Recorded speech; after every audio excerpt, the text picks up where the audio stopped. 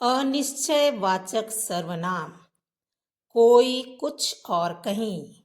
ये है तीनों अनिश्चयवाचक सर्वनाम। इनकी परिभाषा देखिए। जिन सर्वनाम शब्दों का प्रयोग किसी अनिश्चित वस्तु, व्यक्ति तथा स्थान के लिए किया जाता है उसे अनिश्चयवाचक सर्वनाम कहते हैं। उदाहरण देखिए। मुझे कुछ खाना है। कुछ खाना है, कुछ निश्चय नहीं है। फल भी हो सकते हैं, भोजन भी हो सकता है। तो ये अनिश्चयवाचक सर्वनाम के अंतर्गत आएगा। वह अचानक कहीं चला गया। कहीं मतलब हो सकता है बाजार गया हो, या हो सकता है खेलने गया हो।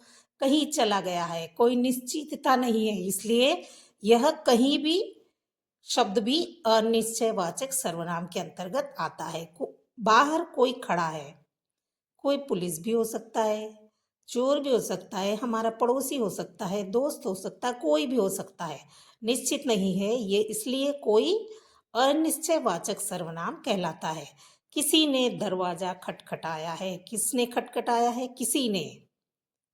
तो यह भी अनिश्चयवाचक सर्वनाम के अंतर्गत आता है। अब इसमें विशेष क्या है? विशेष यह है कि कुछ और कहीं का कारक रूप नहीं बदलता है, जबकि कोई का परसर्ग लगाने पर कारकीय रूप बदल जाता है।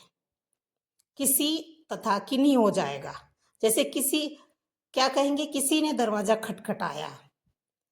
किसी एक को बुलाओ या किन्हीं दो को बुलाओ, या किसी ने कहा था या किन्होंने कहा था। तो परसर्ग लगने पर यहाँ कारकीय रूप बदल चुका है। किसका? कोई का, कोई शब्द का।